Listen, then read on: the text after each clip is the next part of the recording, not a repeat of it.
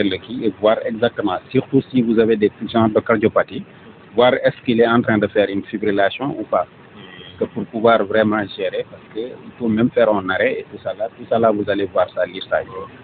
Donc là-bas, c'est des bonbons d'oxygène. Par exemple, un patient qui ne peut pas respirer. Des fois, on a des évacuations qui nécessitent de l'oxygène. Donc, si on a ça, il y a un branchement, on branche pour pouvoir vraiment aider la patiente à pouvoir respirer avant d'arriver à terme. Ouais. L'autre chose, c'est d'autres matériels. Hein. Il y a comme par exemple, il y a beaucoup de... la patiente a des expectorations et tout ça là, ou bien encombré. Ça aussi, on a une machine pour aspirer et tout ça là. Quoi. Tout ça là, c'est dedans. Ça aussi, c'est un moniteur pour gérer le qui là. Ça, c'est...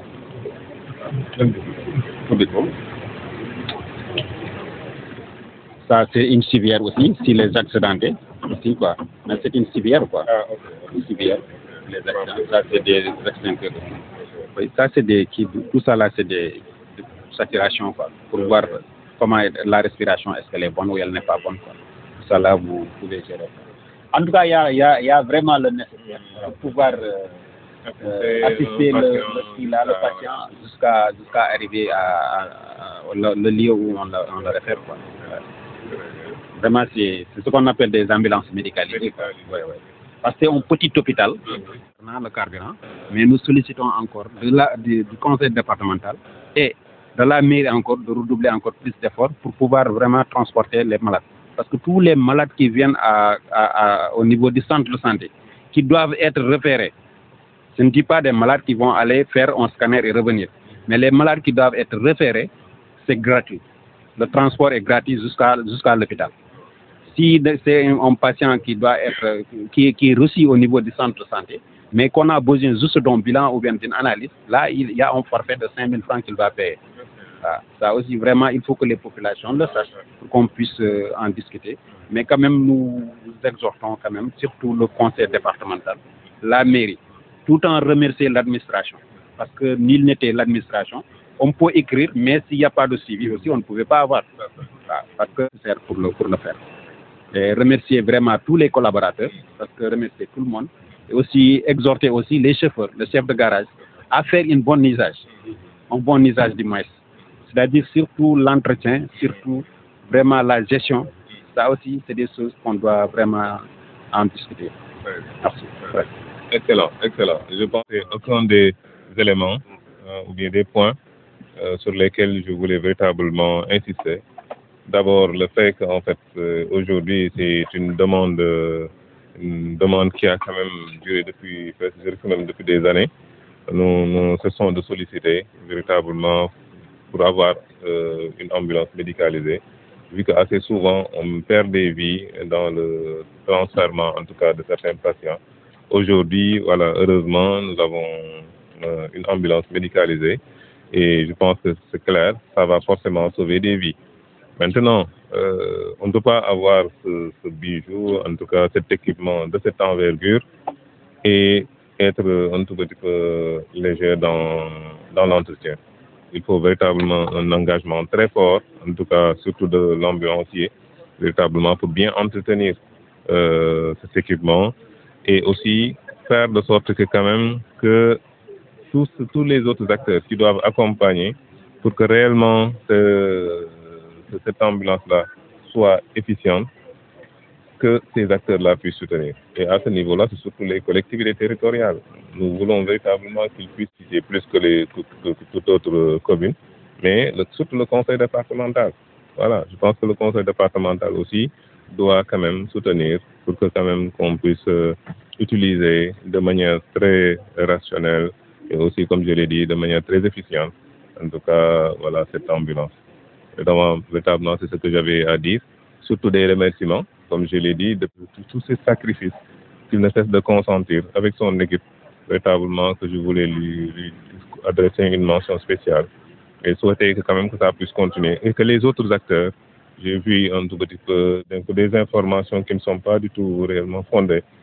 C'est important que des éléments de la société civile, comme le Forum civil, voilà, aillent vers l'information, la bonne information, et puissent échanger, en tout cas, avec les populations, et bien leur donner, en tout cas, toutes les informations, en tout cas, qui sont les informations vraies.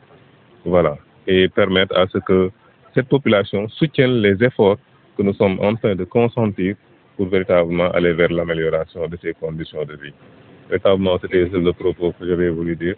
Et vraiment, encore, docteur, vous féliciter avec toute votre équipe. Je vois que vous avez di sant di gërëm ñi nga xam ne ñoom ñoo def ay effort ba tey jii ñu am ambulance bi ñuy tuddee ambulance médicalisée parce que yàggoon nañ ko sàkku mais tey jii la ko yàlla di ko soog a dogal voilà te xam nañ ne incha allah dina sauver fii ay nit ñu bëri parce que yàgg nañ fi di transporter nit ñoo xam ne dañuy nekk en détresse respiratoire donc balaa ñoo egg voilà dañ leen di mujj perdre ak yeneen situation yu bëri yoo xam ne des fois nga xam ne nit ki peut-être mën naa am dañ ko waroon assister même du point de vue cardiaque et autres là mais vu que amuñu woon ambulance médicalisée ñooñu ñëpp yàlla daloon def ñu ñàkkaleen mais tey jii vraiment am nañ ambulance boo xam ne ambulance médicalisée boo xam ne véritablement bu mucc ayib boo xam ne ministère de la santé ñoom ñoo ñu si jàppale ba jox ñu ko donc loolu moo tax nag damay profité